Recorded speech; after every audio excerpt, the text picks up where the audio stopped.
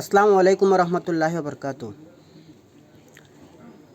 গতকাল আর আজকে সকাল থেকে দেখতেছি ফেসবুকে জামশেদ মজুমদার ভাইকে নিয়ে অনেকগুলো একই পোস্ট বারবার সামনে আসতেছে। প্রথমত একই পোস্ট সামনে বারবার আসার পিছনের কারণ হচ্ছে একজনকে দেখে আরেকজন কপি মেরে দেয়। সে কি বলেছে সেটা আর চিন্তা ভাবনা করে না। তার লেখার পিছনে যে গভীর জ্ঞান রয়েছে আমরা হুজুগে আবেগী বাটপার সিটার মুনাফিকরা সেটা কখনো চিন্তা করি না যে তিনি এই লেখাটি কী জন্য লিখেছেন, এর ভিতরের গভীরত্ব কী ছিল, এর জ্ঞানের পরিসীমা কী ছিল। আমরা শুধু একজন লিখেছে তাই তাকে আমরা ইহুদিদের দালাল বানিয়ে দিচ্ছি, কিন্তু প্রকৃতপক্ষে যে আমরা কাফের হয়ে গেছি সেটা কেউ বলে না। বলবেন ভাই আমরা নিজেরা কিভাবে কাফের হয়ে গেছি? আমরা তো মুসলিম পরিবারে জন্মগ্রহণ করেছি, আমরা তো মুসলমান ধর্মে আছি, এখনও আছি। তাহলে আপনাকে যদি আমি প্রশ্ন করি ভাই সকালের নামাজ পড়ছেন কি না, দুপুরের নামাজ পড়ছেন কি না, কালকে কয়েকটা নামাজ পড়ছেন, কালকে কয়টা ফরজ ইবাদত কায়েম করেছেন, কালকে কয়টা সুন্নতের উপর আমল করেছেন, সেটা যদি আমি আপনাদের উপর বলি আপনারা বুকে সাহস দিয়ে বলতে পারবেন আমরা এতটি ফরজ আদায় করেছি, এতটি সুন্নতের উপর আমল করেছি, এতটি নফল ইবাদত করেছি? আশা করি কেউ বলতে পারবেন না। আর অনেকে আশিকে রাসূল দাবিদার করে মাঠে ময়দানে, ফেসবুকে, তারপর সাইয়ের দোকানে, এখানে সেখানে কি করে তারা আশিকে রসুল দাবি করে। কিন্তু তাদেরকে যদি আমি বলি ভাই কয়টা দরুদ শরীফ আপনি রাসূলের জন্য উপহার হিসেবে পৌঁছিয়ে দিয়েছেন, বলবো একটাও নয়। তাহলে এটা কি লোক দেখানো ভালোবাসা নয় কি? এখন আসুন জামশেদ মজুমদার ভাইয়ের প্রসঙ্গে। তিনি লিখেছেন, আমিও আপনার মতো ব্যতীত ও মর্মাহত। তিনি এখানে কোন লেখাটি ভুলে লিখেছেন? তিনি বলতেছে যেহেতু ফিলিস্তিন মুসলমান রাষ্ট্র, সেহেতু আপনার যেমন আপনি জন্মগতভাবে মুসলমান কিন্তু আমলগতভাবে মুসলমান হননি।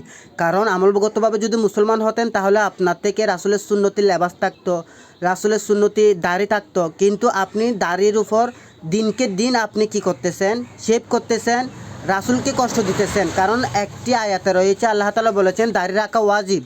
যেহেতু দাড়ি রাখা ওয়াজিব সেহেতু আমরা আল্লাহ তাআলার কথা না শুনলে আমরা তো সরাসরি কাফের মধ্যে পড়ে যাই, মুনাফিকের মধ্যে পড়ে যাই। আর কাফের আর মুনাফিকদের স্থান জাহান্নামের সবচেয়ে নিম্নতম স্থানে হবে, সেটা আমাদের বুঝতে হবে, আমাদের জানতে হবে। আর যে আমাদের আল্লাহ তাআলা আমাদেরকে 5 ওয়াক্ত নামাজ ফরজ করে দিয়েছেন, আর এই ফরজ ইবাদতকে আমরা যে প্রত্যেক দিন ছেড়ে দিচ্ছি, তাহলে সেখানে কি আমরা আল্লাহ তাআলার সাথে মুনাফিক করতেছি না? আমরা কি কাফের হয়ে যেতেছি না? এখন আসুন এরপর দিচ্ছিলেন আপনার ফেসবুকে আজ সারাদিন দেখলাম এবং আফসোস করলেন 200 কোটি মুসলমান আজ চুপ কেন? সেটা আমারও প্রশ্ন, জামশেদ মজুমদার ভাইয়ের প্রশ্ন, সকলের প্রশ্ন। সেটা মুনাফিক মুসলমান হোক অথবা মুমিন মুসলমান হোক অথবা সেকুলার মুসলমান হোক অথবা আফগানিস্তানের মৌলবাদী মুসলমান হোক, সকলের প্রশ্ন একটাই, আমরা আজ 200 কোটি মুসলমান রয়েছি, তারপরও আমরা মের খাচ্ছি। আমরা 56টা মুসলমান রাষ্ট্র রয়েছি, তারপরও একটি মুসলমান রাষ্ট্র একটি পারমাণবিক বোমা ফেলানোর হিম্মত সাহসটুকু আমরা জোগাড় করতে পারতেছি না। আর যারা জোগাড় করার জন্য চেষ্টা চালাচ্ছে তাদেরকে আমরা জঙ্গি ফতুয়া দিয়ে জেলের মধ্যে আক্রমণ করে, জেলের মধ্যে বন্দি করে তাদেরকে বারবার শহীদ করার চেষ্টা করতেছি। আসেন এর ফললেন ভাবছি নামাজ ও নিজেদের জন্য আল্লাহর কাছে সফে ইমান ও শক্তিশালী করা যায়।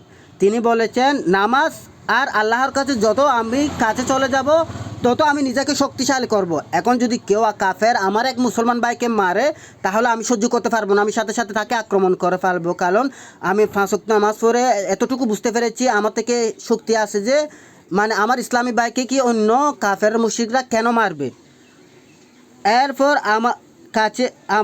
আল্লাহর কাছে আমাদের দোয়া ও আরও বেশি কবুল হবে। তিনি বলতে চাচ্ছেন যে ব্যক্তি যত বেশি আল্লাহর কাছে যাবে তার দোয়া তত বেশি আল্লাহর কাছে কবুল হবে।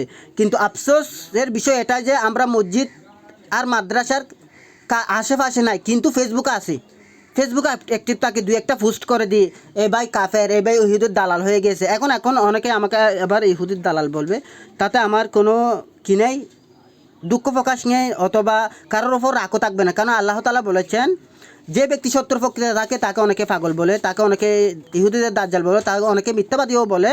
যেহেতু সেটা আমার রাসূল সাল্লাল্লাহু আলাইহি ওয়াসাল্লামের সুরতে জীবনের ঘটে গেছে, সেহেতু আমাদের জীবনেও ঘটবে, সেটা অবাস্তব কিছু না, সেটা আমরা মেনে নিই। কিন্তু আপনারা মানতে পারতেন না যে আপনাদের কেন বেনামাজি বলা হয়েছে। আপনাদের বেনামাজি বলা হয়েছে বা বেনামাজি প্রকাশ্যে কাফের, এটা রাসূল সাল্লাল্লাহু আলাইহি ওয়াসাল্লামের আয়াত আছে, কোরআনের আয়াত আছে। সেটা আপনি অস্বীকার করলে সেটা আপনার ব্যাপার, আর যদি স্বীকার করেনও সেটা আপনার ব্যাপার। এখন আসুন, তিনি আরও বলেছেন, এটা একান্তই আবেগের জায়গা থেকে আমার লেখা, আমাদের স্বশক্তি আল্লাহ জালেমদের ধ্বংস করার তৌফিক দিন। মানে তিনি আবার বলেছেন, একান্তভাবে লিখছেন যে বেনামাজিরা কখনো এমনি ফেসবুকে উল্টে পাল্টে ফেলবেন, কিন্তু আপনি যদি তাদেরকে যদি নিজকে জাহান্নামের আগুন থেকে বা রক্ষা করতে পারবে না, সে অন্য মুসলমানদের কীভাবে রক্ষা করবে সেটা আপনার মাথায় আসে না।